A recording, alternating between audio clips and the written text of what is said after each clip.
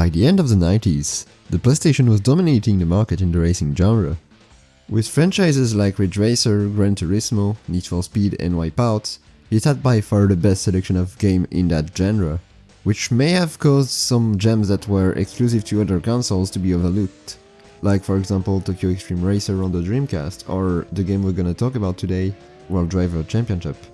Released in 1999 for the Nintendo 64, World Driver Championship is quite an unusual game for the system, as the racing catalog on the N64 was very arcade focused, with only a few exceptions like Top Gear Rally 2 and a bunch of F1 games. And with not even 200,000 copies sold, the game remained unknown to most people. So did we all miss out on a great game, or is it just a terrible game that deserved its poor sales? Let's find out. When you arrive in the main menu, you'll notice several game modes, but the one that is gonna interest us is the championship. When you start, you're asked to join a team. Since you just started, you only have 2 teams unlocked, but there are 5 others. Each team offers a different car, most of the time available in 3 different subclasses. As a new driver, you only have access to C-class cars, the slowest. After picking your first car, you can now race in your first championship. The progression is quite linear. The championships and races become longer the further you are into the game. You have to place well in races and championships to get more points, which increases your rank, which unlocks new teams, cars and championships. At the start of each race, you can practice the track and run a qualifier lap. Careful, because you can't restart that one. You only have one attempt. The qualifier lap is very useful because it can get tricky to pass your opponent sometimes, and hitting them can ruin your race entirely. Qualifying in pole position also gives you some bonus points. The first thing you'll notice when starting your first race is that the game is stunning. Granted, I played it on an emulator, but for a Nintendo 64 game this is truly impressive. The colorful tracks help reinforce the great looks of the game.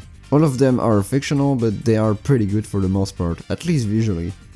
Although some of the tracks can feel a bit basic, there is a decent amount of variety in terms of environment. The most impressive is definitely the amount, with a total of 29 different layouts, which can all be played in reverse. Though a lot of these are just small variations of an initial layout, that's still pretty good for an N64 game, as there are still 10 different locations. And some of them look really good. My favorites are Sydney and Zurich. Sydney more for the layout, which I find very enjoyable to drive on, but the scenery is also pretty nice. But Zurich is definitely my favorite for the visuals, as it feels very busy and alive. As a whole, the track selection generally offers a great amount of variety both visually and in the track layouts.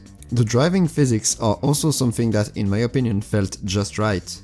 Don't expect a Gran Turismo, this game is not a sim. The handling leans more toward what I'd called believable arcade. Like, it's not realistic by any means, but at least it feels like you're driving a car. The cars feel very loose and drifty, though it can vary from a car to another, but I really like it. It at least feels predictable and consistent, which is the most important for a good handling model. However, I don't know if it's an emulator issue or not, but with the automatic gearbox, the game shifts down way too quickly when you brake. I did most of my playthrough in manual, but that came with the downside of making the reverse gear less convenient.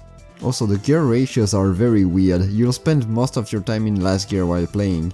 Another downside is that the car can be a bit unpredictable when you hit a curb, but that's not too much of an issue. See that as a corner cutting prevention system. As you progress, you'll eventually unlock the Invitational Cup, which is an endurance race that will allow you to progress towards a brand new class of cars, the GT1 class. And now you have some brand new teams that you can join, offering way faster cars. The GT1 class has its own cups with some new tracks that weren't present in the GT2 class, so it's not too repetitive. However, the races are all 5 laps long now, which at least gives you more time to catch up to your opponents if you don't want to qualify. About the soundtrack, it's unfortunately not very special. It's there, it exists, but it's not the kind of soundtrack that you'd want to listen more to outside of the game. It's just way too generic.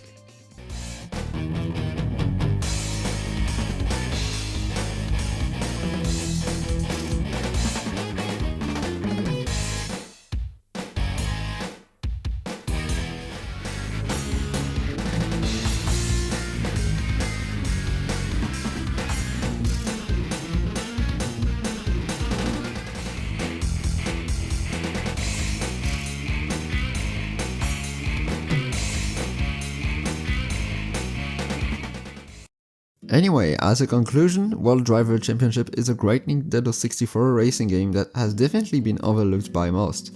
I had a very good time playing it and I'm sure you will too.